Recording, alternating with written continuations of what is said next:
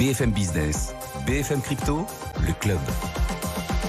C'est notre pause crypto, chaque jour au milieu de BFM Bourse, aux alentours de 16h35 à l'heure du goûter. On parle crypto, les perspectives pour ce nouveau marché avec les meilleurs experts français. Ils viennent de nous rejoindre. Grégory Raymond, rédacteur en chef et cofondateur de The Big Whale. Bonjour Grégory. Salut Guillaume. Et meilleurs vœux à vous et à The Big Whale. On espère que la baleine sera heureuse cette année encore et que le marché crypto se reprendra, rapportera davantage aux investisseurs. Ça pourra difficilement être pire que 2022 en même temps. On sait jamais. On sait jamais, c'est vrai. Vincent Fourcault vient de nous rejoindre aussi. Bonjour Vincent. Bonjour Guillaume, bonjour à tous. Et meilleurs vœux également Vincent, bienvenue. Cantology Capital Management dont vous êtes le fondateur. On va parler tout à l'heure de métavers. 2023 sera-t-elle l'année où le mot métaverse va tomber aux oubliettes? Ou pas? Là aussi on va voir si du mieux est possible cette année. Et puis Valentin Nico nous accompagne. Bonjour Valentin. Pour Bourse Direct, ravi de vous retrouver Valentin. Pour l'instant sur les cours des cryptos, pas encore de véritable réveil. On regarde là le Bitcoin en direct, cours du Bitcoin toujours sous les 17 000, 16 851 $. Oui, en effet, pas de réveil. En revanche, on a attaqué quand même l'année, on peut dire, comme sur le marché action, un peu pied au plancher. On était plutôt baissier sur la fin d'année et on s'est repris dès le début. Donc, espérons que les premières séances soient représentatives de ce qui va se passer durant l'année, comme certains l'affirment.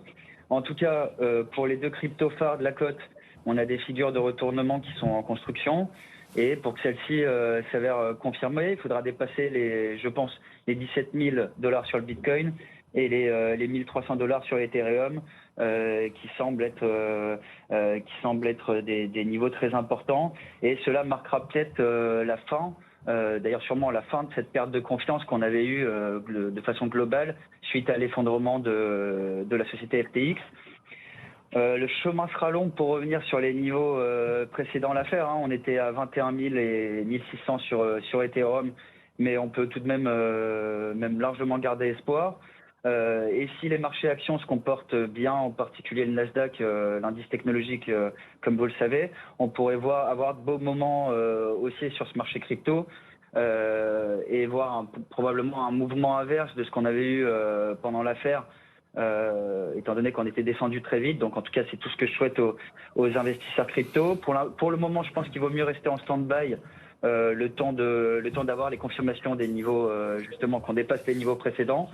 Et on va dire que pour les plus courageux, comme vous le savez, Solana a été très liée à cette société FTX et elle semble clairement rebondir fortement. Elle prend presque 40% en 7 jours.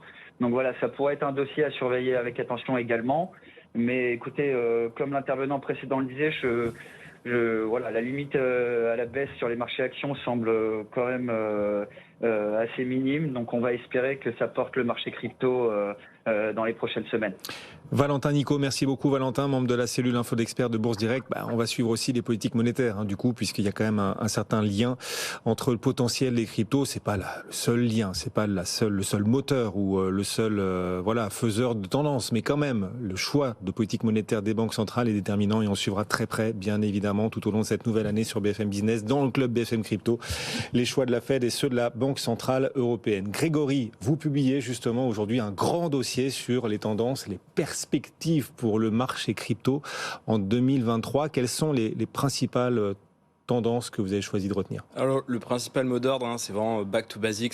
Il faut reprendre le contrôle sur ces fonds, ne plus laisser ces cryptos sur les plateformes, en tout cas un minimum.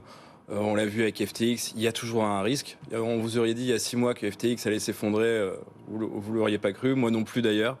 Du coup, en fait, rien n'est impossible et c'est pour ça que oui, il vaut mieux conserver ces cryptos sur des wallets dont on détient les clés. Ça peut être des solutions logicielles, il y a MetaMask, Rabi, Spot, mais la solution qu'on recommande le plus, c'est tout de même les hardware wallets et donc comme Ledger et les users s'y sont pas trompés parce que les ventes records de Ledger ont montré qu'il y avait un regain d'intérêt et que il fallait pas laisser ces fonds sur les plateformes. Mais les solutions logicielles aussi ont bien percé chez Spot, qui est développé un wallet logiciel développé par des Français. Ils ont dépassé le demi-million de téléchargements récemment. Donc ça montre qu'il y a un intérêt et qu'on ne peut plus vraiment faire confiance aux plateformes.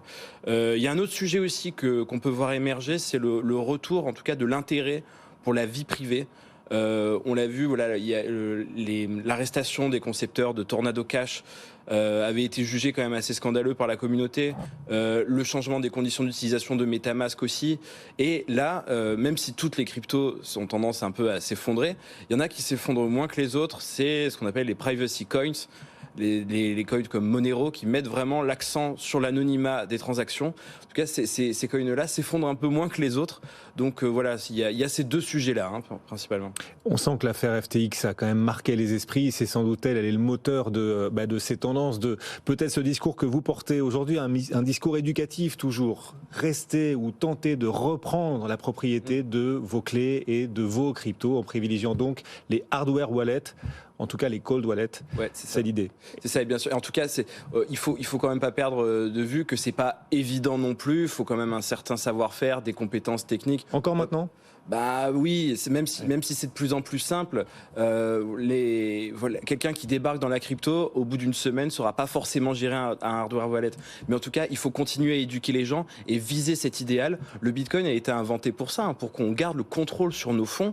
Je vois pas pourquoi, 14 ans après, ça serait différent. Donc il faut viser cet idéal, conserver soi-même ses cryptos. Et du coup, est-ce que 2023 sera l'année de la poursuite de la montée en puissance de la DeFi, la finance décentralisée? Est-ce qu'un réflexe DeFi pourrait émerger en 2023? Je pense oui, parce qu'avant la DeFi, on a inventé plein de super choses avec la DeFi, mais on ne savait pas vraiment ce que ça apportait de plus. L'intérêt n'était pas forcément clair, hein, à part chez les spécialistes bien sûr. Et bien là, on sait très bien quel est l'avantage d'avoir une plateforme d'échange décentralisée. Par opposition, une plateforme d'échange centralisée comme FTX, qui fait un peu ce qu'elle veut sous les radars. Là, une plateforme d'échange décentralisée, comme Uniswap par exemple, on peut tout voir. Bien sûr, bon, tout n'est pas parfait, mais je pense que c'est vers ce genre d'outils qu'on va pouvoir se tourner. Ce sont des vraies alternatives. Bon, bien sûr, c'est pas encore aussi perfectionné qu'une vraie bourse. Par exemple, il n'y a pas encore de carnet d'ordre. On peut pas faire de contrats à terme, hein, les fameux futures, hein, dans l'univers décentralisé. Mais 2023 devrait permettre de voir ces premières innovations en la matière. Oui, on appelle ça, alors pour les investisseurs qui veulent peut-être placer leur crypto à travers la finance décentralisée, on appelle ça des DEX, c'est ça? Des DEX, exactement. Decentralized Exchange. Bon. Par opposition au CEX, CEX. Grégory. C'est la nouvelle année. En matière de DeFi, justement, oui, c'est pas encore carnaval. En matière de DeFi, la finance décentralisée, quels seront les projets à suivre en cette année 2023? Alors, moi, je retiens DYDX et GMX qui sont les premières bourses vraiment très, très élaborées. Donc avec les fameux carnets d'ordre et les contrats à terme. Voilà. Ces projets-là sont encore assez peu connus par le grand public. Je pense qu'ils vont émerger cette année. Et après, il y a ce qu'on appelle les blue chips, hein, les grandes stars, hein, de l'écosystème DeFi avaient donc le protocole de prêt qui va lancer son stablecoin bientôt, et MakerDAO qui émet son stablecoin qui s'appelle le DAI. Et aujourd'hui, les réserves de MakerDAO, hein, qui sont quand même plusieurs centaines de millions de dollars, aujourd'hui sont investies dans l'économie traditionnelle, notamment les obligations du trésor américaines, pour procurer du rendement. Donc il va falloir suivre ces expériences-là, c'est assez intéressant. AAV, MakerDAO, et puis DYDX et GMX. Ok. On parle là de la DeFi, la finance décentralisée. Enfin, les plateformes centralisées vont pas mourir, elles vont pas disparaître d'un coup. Elles seront encore là en 2023. Ah oui, je pense qu'elles seront encore là. Il y a encore des sacrés géants. Mais par contre, il va falloir restaurer la confiance. Donc tout le monde va payer un peu pour FTX. C'est simple, hein, quand on pose la question au patron d'une plateforme d'échange aujourd'hui, c'est prouvez-nous que vous êtes solvable. Donc voilà, ces plateformes-là, si elles n'ont pas fait d'audit, et voilà, ce qui n'est pas forcément évident, hein, pour les petites boîtes, voilà, elles se dépatouillent pour essayer de restaurer la confiance alors qu'elles ont elles rien fait. Donc ça peut être un peu injuste, mais bon, je trouve que ça va pousser le secteur à se structurer, donc c'est pas si mal. Mais voilà, il faut pas oublier, pas perdre de vue que les cabinets d'audit qui avaient été utilisés pour fournir des preuves de réserve, hein, notamment Binance, Crypto.com, là aujourd'hui ils ont jeté l'éponge, hein. Les cabinets d'audit ne veulent plus travailler avec le secteur crypto. Parce que c'est trop complexe, c'est trop complexe, et surtout les boîtes crypto type Binance n'ouvrent pas totalement leurs portes, donc on n'est pas capable en fait de fournir un audit aussi sérieux que pour une banque traditionnelle, hein. Donc, oui. C'est-à-dire que celui qui choisit de laisser ses cryptos sur une plateforme centralisée, c'est pas un acte de confiance, c'est un acte de foi. Vraiment un acte. Presque aujourd'hui. Mais il y a quand même... Ah, mais c'est croire sans voir. On peut pas tout voir. Du coup, même les cabinets d'audit renoncent. Donc, c'est de la foi. Je suis d'accord. Mais il y a quand même des plateformes qui sont plus sécurisées que d'autres, en fait. Mais ça dépend de leur structure réglementaire. Par exemple, Coinbase, qui est coté en bourse aux États-Unis, et donc qui doit fournir un état de ses comptes vraiment complet, totalement transparent tous les trimestres. Et bizarrement, les cabinets d'audit acceptent de travailler avec Coinbase. Deloitte travaille avec Coinbase. Ah. Et Binance. Alors Binance, dont on a le sentiment qu'il sort grand gagnant de tous ces scandales et de l'année 2022. Binance, dont on a le sentiment qu'ils incarnent maintenant l'univers crypto, en tout cas cet univers des plateformes d'échange centralisées. Binance tout puissant. Quel défi du coup quand on devient ou qu'on a l'image d'un tout puissant pour Binance en 2023? Alors, Binance aujourd'hui c'est simple, c'est 75% de part de marché. C'est totalement, c'est énorme. Ils avaient déjà une très très grosse part de marché avant le crash de FTX, mais là on se demande bien qui va pouvoir les challenger. Coinbase pèse moins de 20%, je crois. Hein. Enfin, ouais, voilà, c'est ça, moins de 20%. Après, il faut dire que Binance est une super plateforme en termes d'usage, hein, bien sûr. Oui. Mais là, étant donné qu'avec leur preuve de réserve, ils ont un peu mis le doute dans la tête des gens, ils ne sont pas capables de prouver leur solvabilité financière. Donc ils vont devoir bosser là-dessus en 2023, c'est sûr. Comment rassurer les gens, mais aussi pour prendre un peu de recul, est-ce que c'est sain qu'un acteur soit aussi gros dans un secteur qui est assez récent et qui essaye de structurer? Moi, je pense que c'est pas très positif. On peut pas leur reprocher de réussir non plus. Bien sûr, même s'ils ont quand même facilité l'élimination de FTX. Hein. Mais bon, FTX c'était un canard boiteux, donc on peut pas trop leur reprocher non plus. Mais je pense que Binance aimerait en fait avoir un concurrent solide. Quand on est dans un esprit de compétition comme ça, on a envie d'être challengé, parce que les grosses puissances qui s'endorment sur leurs avantages, sur de la rente, au final, c'est pas celle-là qui innove, et c'est pour ça que c'est peut-être plus intéressant de regarder ce qui se passe du côté de la finance décentralisée. C'est là où se trouve l'innovation. On va parler justement de l'innovation dans un instant, des nouvelles thématiques qu'il va falloir suivre dans l'écosystème crypto en 2023. L'une des questions qu'on peut se poser, c'est celle aussi, de ces grands mots là qu'on utilisait il y a encore un an. Métavers, par exemple, pour le coup, c'est plutôt une métaveste pour la thématique. Ouais. Vincent Fourcault s'y est mouillé dans cette thématique, mais il y croit peut-être encore. Vincent Fourcault, toujours avec nous, donc pour Quantum Capital Management. Vincent, quel bilan tirer pour cette thématique du métavers de l'année 2022 ? J'ai un peu l'impression que il y a une certaine convergence qui va arriver entre ce que vous attendez sur les cryptos et cette organisation qu'on veut pour apporter la crédibilité nécessaire à l'ensemble des parties prenantes. Et pourquoi pas, peut-être, le secteur bancaire traditionnel viendrait en soutien de Binance pour un adossement et crédibiliser ce qui est nécessaire aujourd'hui pour qu'il y ait, même moi, qui est de l'ancienne génération, je suis né en 80, j'ai probablement une dizaine d'années de plus que vous. Je suis né en 87, c'est pas si loin. On n'est pas loin. Loin.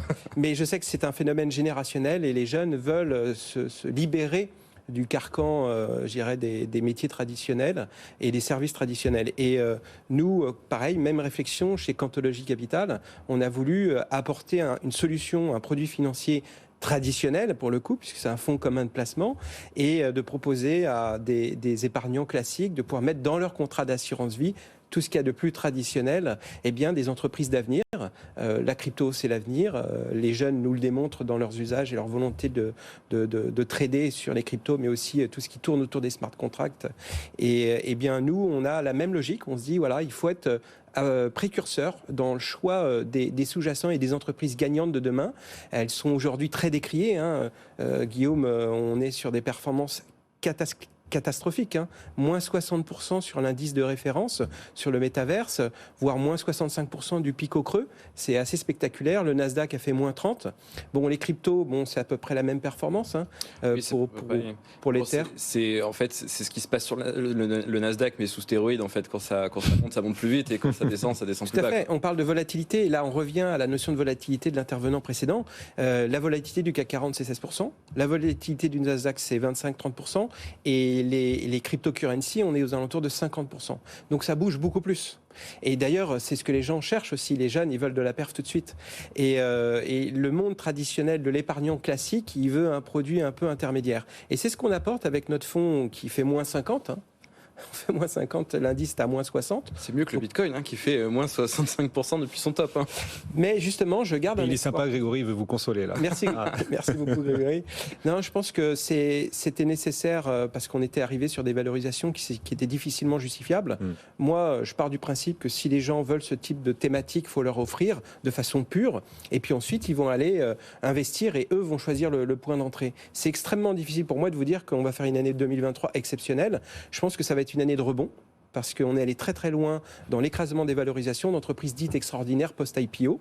Et dans ces entreprises qui constituent l'indice métaverse, vous avez évidemment les Nvidia, les Meta, donc Facebook, vous avez Microsoft, mais vous avez des entreprises un peu moins connues, sauf qu'elles sont connues par les jeunes utilisateurs comme Roblox. Et puis après, vous avez toutes les entreprises liées au B2B, qui gravitent autour du métaverse et qui vont proposer des solutions et des expériences qui seront tout à fait innovantes. Et là, on les attend au tournant. Alors voilà, on les attend au tournant et le boulot de l'investisseur professionnel, c'est d'essayer de prendre les tendances les plus prometteuses à la racine, ou en tout cas le plus tôt possible. C'est quoi les réalités business futures du métavers? Quelles sont les entreprises dans lesquelles, à travers ce fonds que vous proposez, vous pensez renforcer vos positions en 2023? Alors nous, au sein de l'univers, il y a deux grandes thématiques qui dominent. Vous avez la thématique du gaming, et j'ai évoqué un nom qui est Roblox, qui reste un acteur à privilégier, franchement, parce qu'en termes d'expérience et de croissance d'utilisateurs, c'est vraiment des gens qui ont démontré une valeur ajoutée par rapport à d'autres acteurs.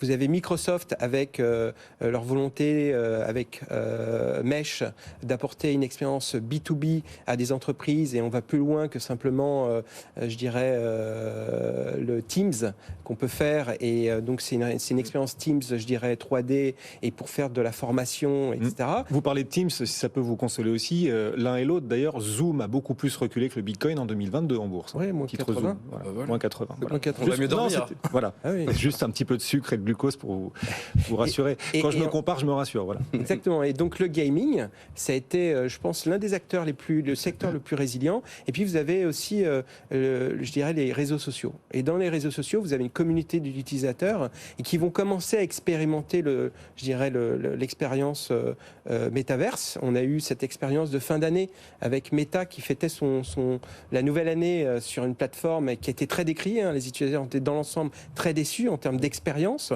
Ah oui. Donc c'est pas un succès. C'est quoi? C'était un réveillon dans le métaverse? C'était un réveillon dans le métaverse avec un concert. Et donc, les retours que j'ai pu faire en analysant les réseaux sociaux, c'est que c'était plutôt décevant. Donc ça, c'est mon sondage perso. Mais donc, d'ailleurs, le marché se trompe pas. Meta a rebondi pour des raisons de valorisation. Et voilà, mais c'est pas la croissance. D'ailleurs, ils se sont trompés. Ils ont fait un mea culpa au marché en disant on s'est trompé. On a probablement dépensé 10 milliards de trop sur cette opportunité business. Le réveillon dans le métavers, le champagne n'est pas aussi bon que dans la vie réelle, quoi, en gros. Ouais. Bon. D'où le hard wallet. On a besoin d'une expérience hardware, donc l'expérience du champagne, cette réalité. Mais à la fin de la journée, de toute façon, il y a des utilisateurs, il y a des services qui ont une valeur ajoutée qui est indiscutable, puisqu'il y a du chiffre d'affaires qui est réalisé. Et donc, comme toute révolution, rappelez-vous, dans les années 2000, le marché avait pricé Internet beaucoup trop tôt et beaucoup trop fort. Et à la fin de la journée, il y a quand même des entreprises qui sont des mastodontes et qui créent de la valeur de façon indiscutable. Amazon, Google, etc. Et vous les connaissez tous. Donc la question, c'est quels seront les gagnants des 20 prochaines années? Ok. Non, je voulais pas vous interrompre. Mais je ne sais pas.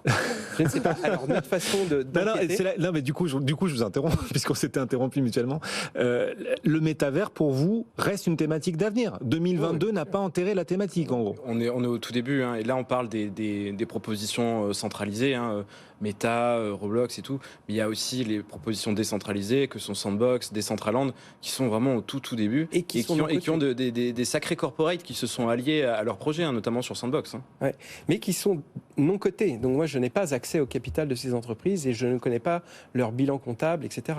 Donc ça reste encore une nébuleuse pour moi. Mais par contre, il y a des entreprises qui ont décidé d'y aller et il faut y croire parce que je pense que les dirigeants de ces entreprises qui sont patrimoniaux dans leur logique, Mark Zuckerberg, il y va, il a une logique patrimoniale de son entreprise, il n'y va pas pour dépenser l'argent de ses actionnaires. Même question et même remarque que sur les plateformes d'échange centralisées pour les investisseurs en crypto, pour investir dans le métavers, il faut avoir confiance ou il faut avoir la foi à ce stade? Vous êtes dans la confiance ou dans la foi, Vincent Fourcault? Non, c'est des entreprises qui sont break-even et rentables, pour la plupart. Vous prenez les 50, 100 entreprises qui composent le métaverse. Déjà, vous avez 5 valeurs qui représentent un tiers de l'indice. Donc, c'est les grosses capis que j'ai évoquées tout à l'heure. Et puis après, vous avez une large palette d'entreprises très diversifiées qui proposent des services très pointus et qui, pour la moitié, sont rentables. Voilà. Donc, il n'y a pas de sujet. Allez en bourse, en fait, vous n'allez pas chercher les entreprises qui sont non cotées et un peu casse-gueule, mais vous êtes dans une entreprise déjà établie.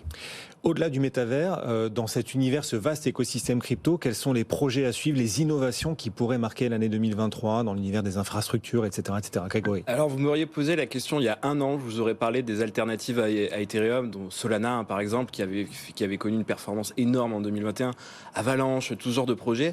Mais en fait, là, c'est plus du tout pareil. Je pense que Ethereum a gagné, disons, la bataille des plateformes de smart contracts, notamment depuis qu'ils sont passés à la proof of stake. Donc, ils ont éliminé le principal problème, ce qui faisait peur aux institutionnels, c'est-à-dire la dépense énergétique. Là, aujourd'hui, ça dépense quasiment plus rien. Pour l'histoire des frais de transaction, il y a les layers 2, donc des couches secondaires à Ethereum.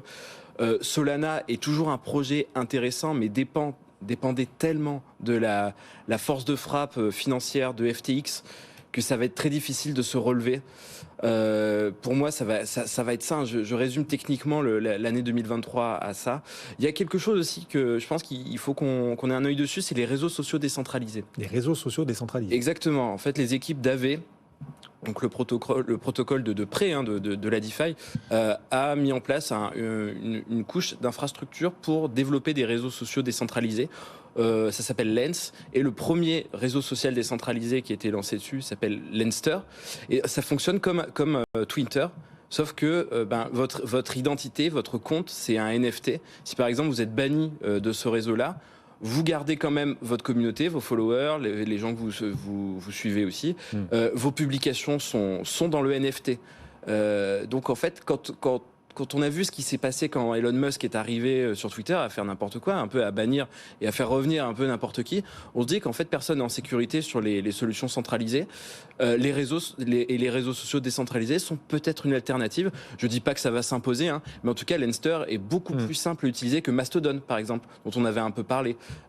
Je pense qu'il y a vraiment des choses à regarder. Ouais. Bon, et dernière question, il nous reste même pas une minute. Les monnaies numériques de Banque Centrale 2023 va marquer une étape dans leur développement ou pas ? Oui, clairement, notamment en Europe, la Banque Centrale Européenne s'exprimera en juillet. Ça fera 2 ans que la Banque Centrale Européenne expérimente au sujet de la monnaie numérique de Banque Centrale. Elle devrait donc valider la création de cet euro numérique. Donc on se dirige vers ce monde-là. Moi, je suis plutôt sceptique sur ce sujet-là. Je ne sais pas si, ça peut être dangereux pour la vie privée des citoyens, parce que si quelque part ça nous ramène vers la fin du cash. Donc je pense que ça pourrait faire revenir un petit peu Bitcoin dans les consciences, et Bitcoin qui pourrait être vu comme autre chose qu'un objet de spéculation est vraiment un moyen de retrouver de la liberté financière. Et là, c'est le Bitcoin maximaliste. Non, le journaliste. Journaliste, ça rime en même temps. Merci à tous les deux de nous avoir accompagnés. Grégory Raymond, rédacteur en chef, cofondateur de The Big Whale, son expertise chaque jeudi à nos côtés. Merci beaucoup. Merci Valentin Nico. Qu'est-ce que je raconte ? Vincent Fourcault. Vincent Fourcault, fondateur de Quantology Capital Management avec nous, et Valentin Nico qui lui nous accompagnait pour Bourse Direct. Salut messieurs. Merci. Bon retour, bonne soirée.